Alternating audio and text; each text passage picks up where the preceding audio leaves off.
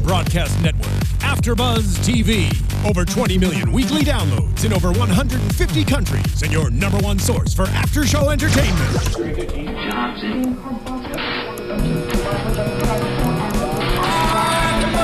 AFTERBUZZ TV, the destination for TV superfans. Producing aftershows for over 300 of your favorite TV shows. Interviewing celebrities and showrunners. And bringing you behind-the-scenes exclusives. All thanks to E! Entertainment's Maria Menounos, producer Kevin Undergaro, and internet leader Akamai.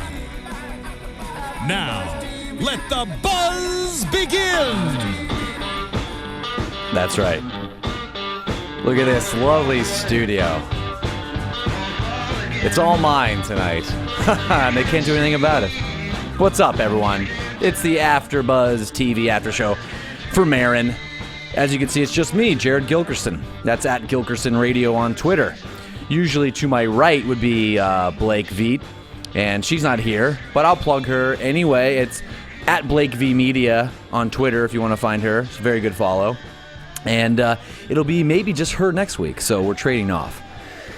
But another episode of Maron in the books. As always, you can download us on iTunes, SoundCloud. I'm live on YouTube right now. You can watch it later on AFTERBUZZ TV's YouTube channel. And, click on it, rate us. We love to hear your comments. Also, you can go on podcast1.com.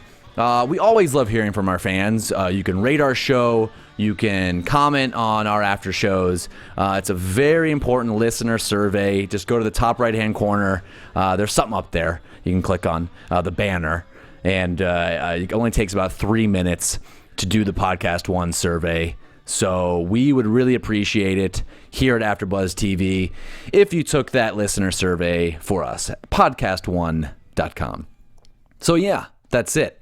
Episode 6 of Season 3, The Node, in the books. I actually had to look on Google. I Googled The Node at the beginning of this episode because I thought maybe it was some kind of, I even Urban Dictionary'd it just in case. And I think it actually is a thing. It's a thing that connects things. I really don't know. So maybe someone can call up and help me out with that. If you know more about nodes, this has become the most entertaining podcast ever. We're talking about nodes. But we've all had this issue at the beginning of the episode, of course. Mark's internet is out. And it has a classic scene where it's just the flashing Wi-Fi bug at the corner. And he just has the great one-liner of, "God damn it, just load." And we've all yelled that at our computers at one point or another. Goes to the router. And I thought he was actually going to reset the router, but he just shakes it and hits it on the side, kind of like what you do the Nintendo back in the day, and that doesn't work. So the next scene is Mark calling up a company called T-West, so you can make your jokes there, whatever company he may or may not be ribbing at in real life. And oh yes, do I hear a producer back there? Yeah. That would be my producer, Jonathan. I can't. And every time we're in this studio, this is Studio C, I can't see him. It's just I could see maybe the top of his head. So I just wanted to inform you what a node was. Yeah, you want to let me know what a node is? I just went ahead and went to node and Thanks. wikied it. It's in general, a node is a localized swelling, a knot, or a point of intersection, or a vertex. I know what a vertex is. Perfect. Yeah. As we see later on in the episode, they look at a node. Even though the whole thing is... Are you eating, Mike? No. What snack is that? Popcorn. All right, he's eating popcorn. All right. Yeah, as I get back on track here. Mark's crazy neighbor, Bernie, who we all love. Great comedian, Rick Shapiro. He was on... you remember the movie Project X? He's been on a lot of other shows. He's his crazy neighbor, and as Mark's on hold with T-West, Bernie comes to his porch with a tire and just says, "I have a tire," and just for no reason. But he's looking to barter things. So he's looking to, trade this perfectly good tire that Mark doesn't need for something that Mark owns. At the same time being on hold with T-West, and at the same time seeing his dad in a trailer parked outside of his house, and that dad was of course, Judd Hirsch. Now, I'm not sure if anyone remembers Judd Hirsch, but I remember him from that lovely show, Dear John, that was on from the late 80s and the early 90s. Fantastic television, Dear John. The only guy I really remember on that show is a guy named Kirk.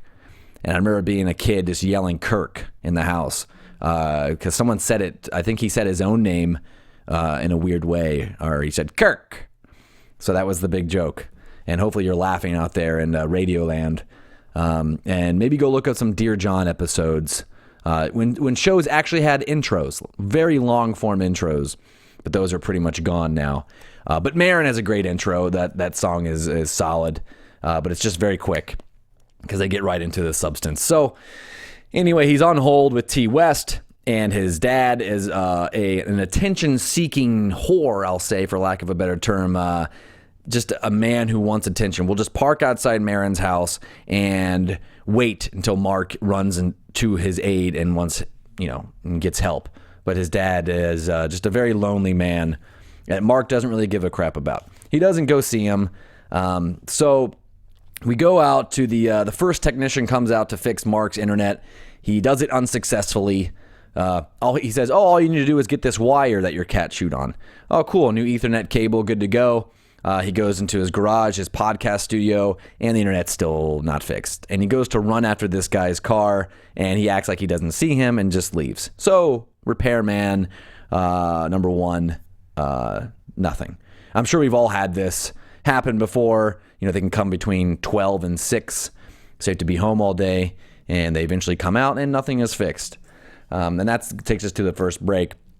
And as we come back, Mark is in mid-angry conversation with T West again. And, of course, it's a man with let's say, an Indian accent. It says his name is Jeff. And he goes, and Mark says, stop jerking me around. I know, what's your full name? He says, Jeffrey. So the great part of this scene, this might have been the best cut in the whole show. They cut to prisoners all in a row, not even cubicles, just in a row, almost like the phone call line that you see in movies where prisoners have visit from their family or whatnot. And it's a guy faking an Indian accent in prison, working for a call center, working for T West. So you have, it's great. So basically, they don't want you to know that prisoners are working in their call center. So they want you to think, it is an Indian man overseas working that still won't get the job done. So it's a very cool scene. I'm not sure who the guy who played the call center person was, but it was a very short scene and it was very funny. And the next repairman comes out to Mark's house, and he's very nice, almost overly nice. Mark, we love to serve you, and I'm going to get the job done. This is a terrible thing that's happened. I know everything about these internet routers, and I'll fix it. Blah, blah, blah. He checks everything. He checks his wires outside, the fuse box, everything, and says, I can't fix your problem. I'm going to have to call a guy who knows more than me. Mark says, well, that should be plenty of people. The guy is still very nice to him. I'm using too many quotes. Please stop me, Jonathan, if I'm using my quote fingers too much, because I don't like people who do that. And so if you're just listening, you can't see it, but I hate people who use too many quotation fingers. I'll be on it. Thanks. How's that popcorn? It's gone. It's gone. Popcorn's gone. Free popcorn here at the AfterBuzz studio. So if you ever drop by, we'll give you a bag of popcorn. So we come back again, and Mark's dad is now on his lawn reading some kind of old letters, like old love letters. And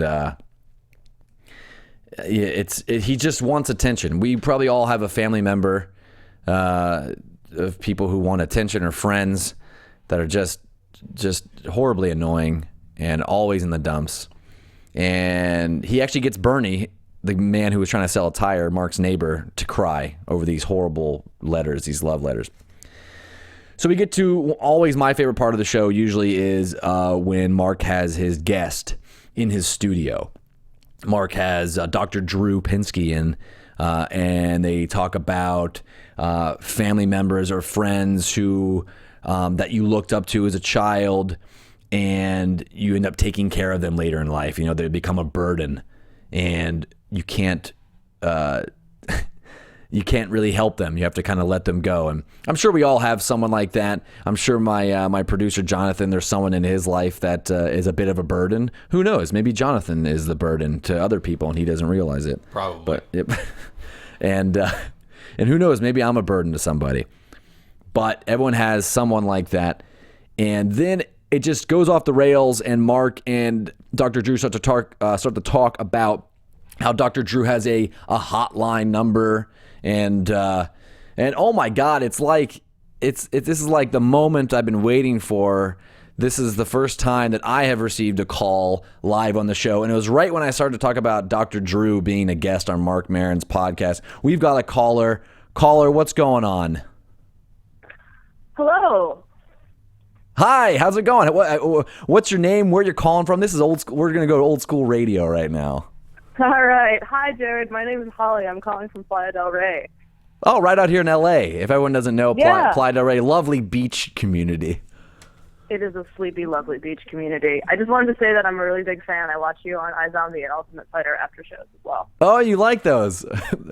That's very nice of you. iZombie is wrapped up now. It'll be back for a season 2, so I'm sure you'd be excited for that. And then, yeah, Awesome. Ultimate Fighter's getting a little more exciting, so thanks for watching. Yeah, you're welcome. I just want to say before I make my comment that I called AT&T this afternoon. We'll just say called because I had blank. a problem with them, and I'm still on hold with them, so I might have to click. If they come back on the line, I might have to click pop over it, you know. We'll just say you're on hold with some company right now.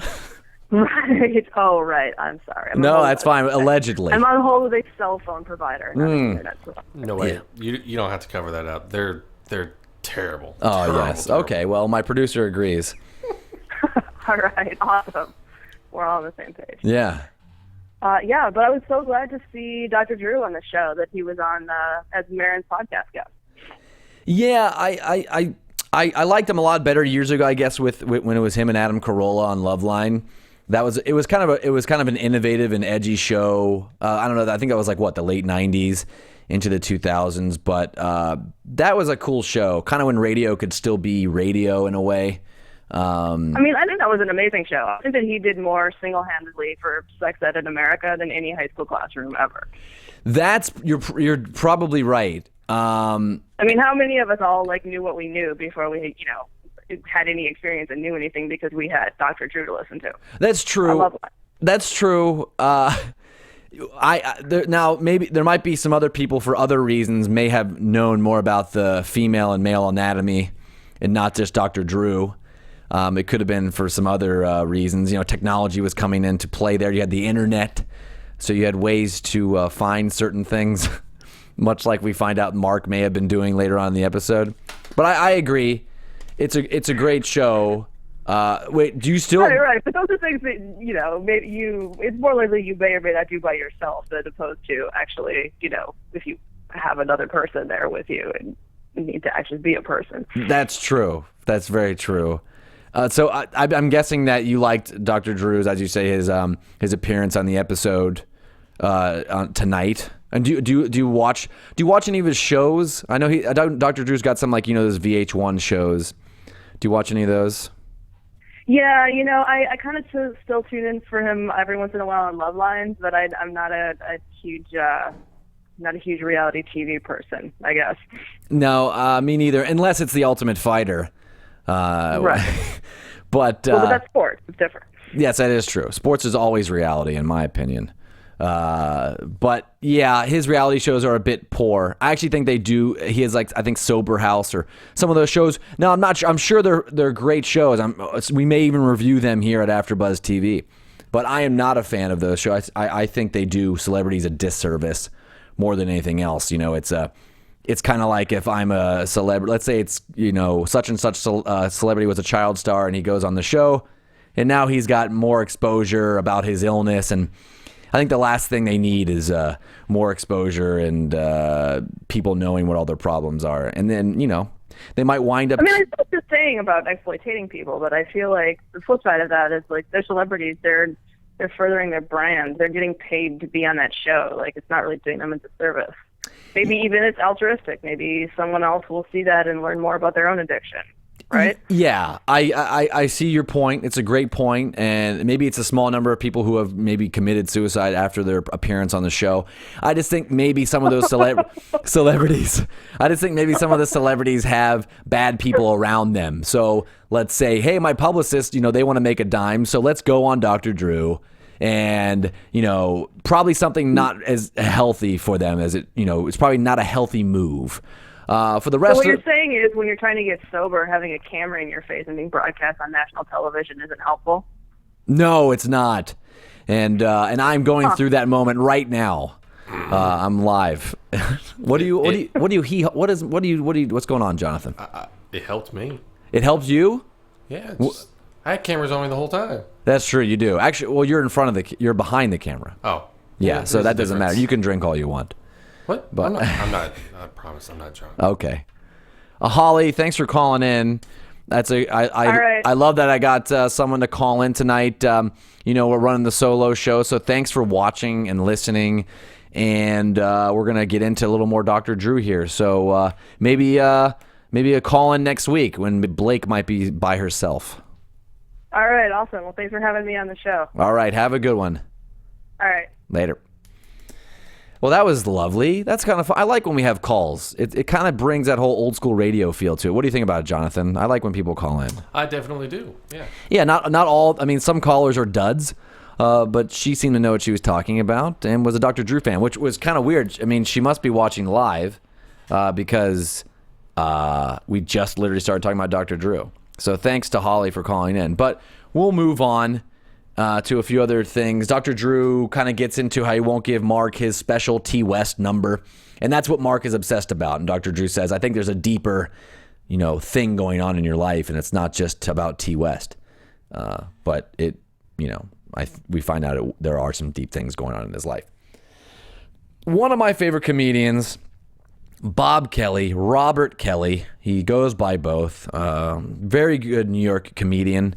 I used to listen to him on Opie and Anthony. Yes, I know I'm a broke record, and he's also on Opie and Jimmy. It's on Sirius XM. It's a great show, but Bob Kelly's a frequent guest. Great comedian. He was on Louie. We used to do the Louie after show. And now he's on Maron. He shows up as the specialist.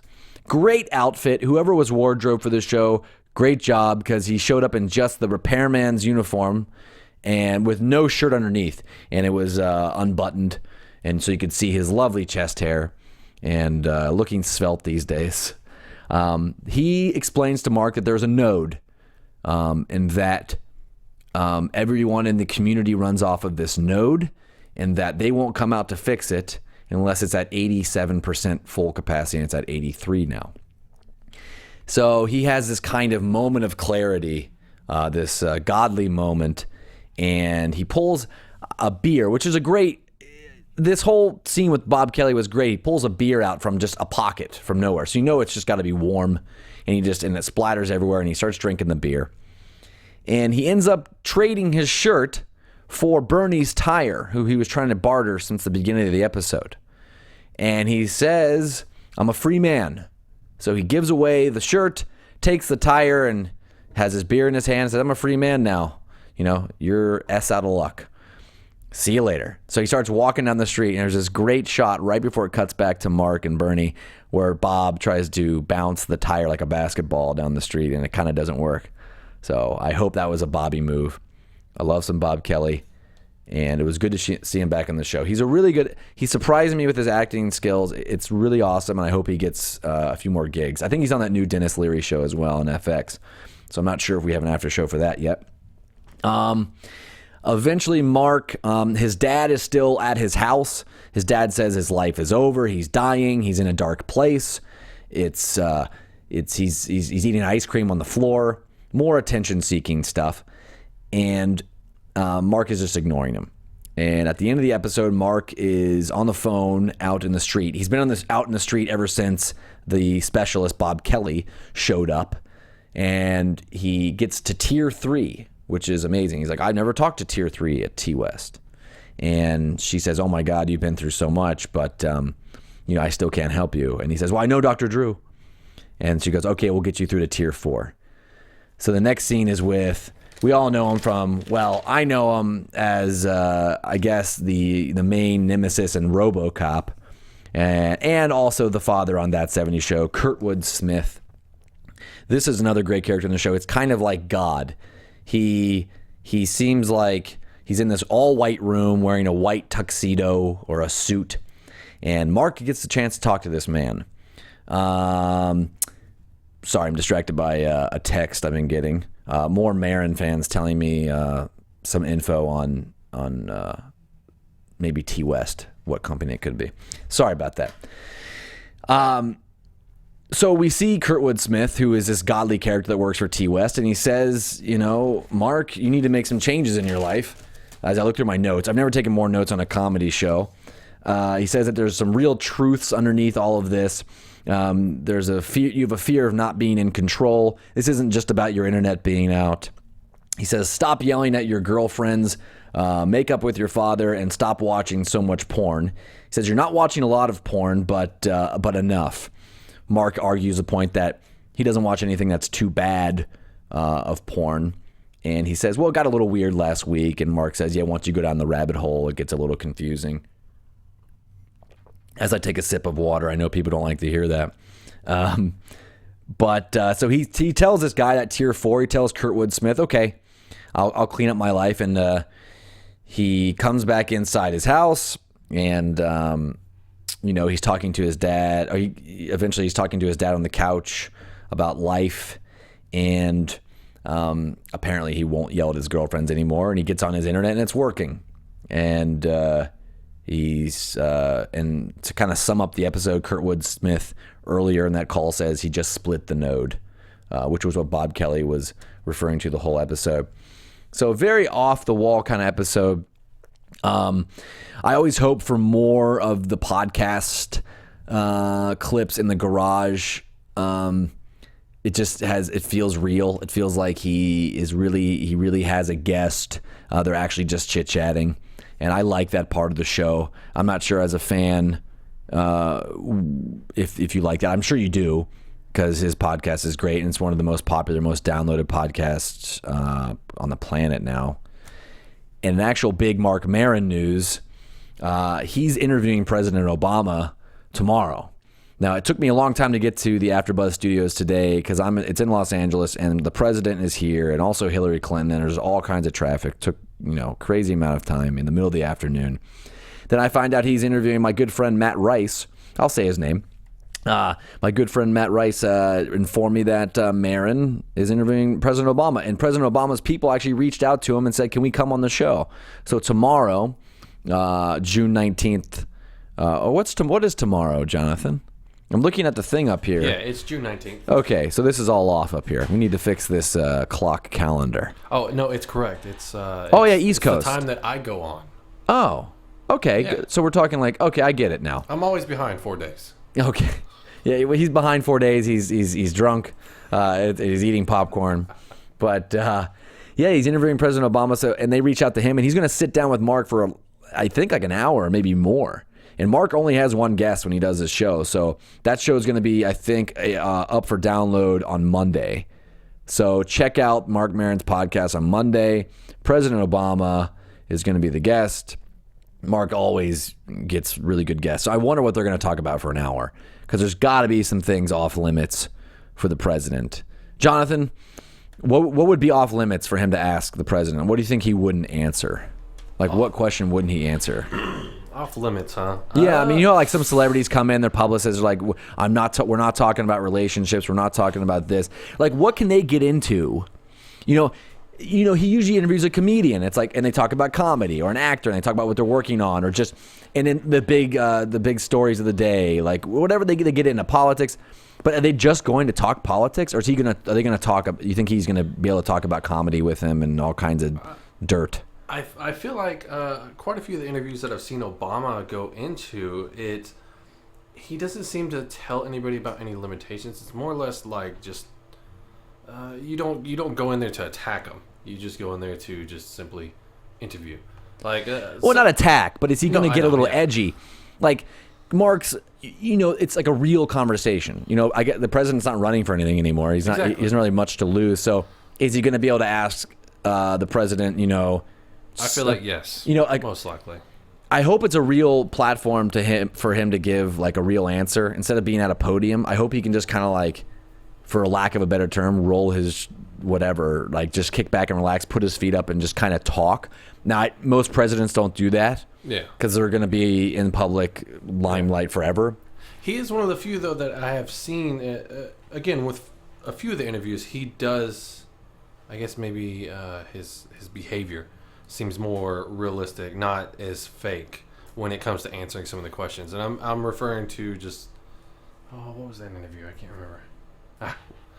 Several of them. But I honestly think, he's at the end of his rope. So, I mean, there's really nothing that's off limits unless it's something that's really just going to hinder his ability to do whatever it is he needs to do after his... This is our political break with Jonathan. Yes. Yeah. That's good. Very insightful. No, I get it. I'm just kind of hoping there's a real moment there. You know what I mean? Agreed. Like, he just kind of, like, they talk about something. Like, just... You know how like maybe how there's a lot of like freedom of speech stuff going on, everyone getting attacked. You know how everyone gets attacked on the internet or on radio or on television, and there's like the apology tours. I'd love to hear the president's actual reaction to, you know, kind of that the knee-jerk reaction of the public. I kind of want to hear what he thinks. That would be good. So that would be kind of cool. As me, that would be my important issue of the day, because I'm a lover of radio and television. And people saying what they want, even if I hate it, or if I love when I hate what people say, you know what I mean? That's the best thing about this business. And look what happens when I get my own show for a few minutes. We talk about that, but it makes sense. Marc Maron, bringing it home. President Obama, all the same. So I'll have to listen to that episode. Next week on Maron, it looks like we're gonna get some Andy Dick, and to me, Andy Dick's kind of like Pauly Shore. Where you either love him or hate him. And I always loved Pauly Shore, and I always loved Andy Dick. I loved when Andy Dick had his own show on MTV. Very underrated comedy sketch show. If you haven't seen Kid Christ, it's a great skit. Look it up on YouTube.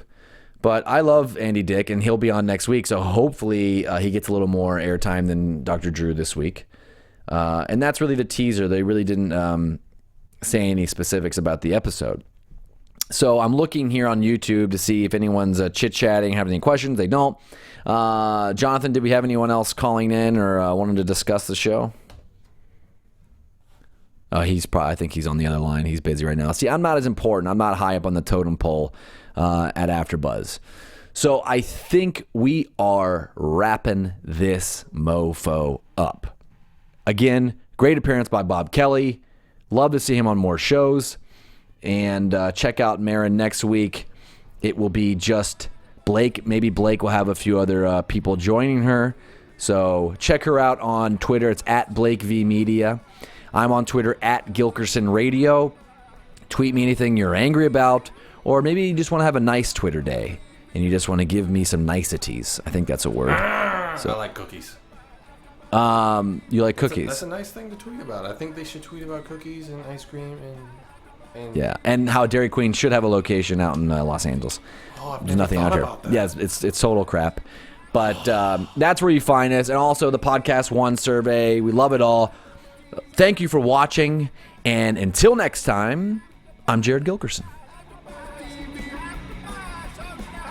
From executive producers Maria Menounos, Kevin Undergaro, Phil Svitek, and the entire AfterBuzz TV staff, we would like to thank you for listening to the AfterBuzz TV network.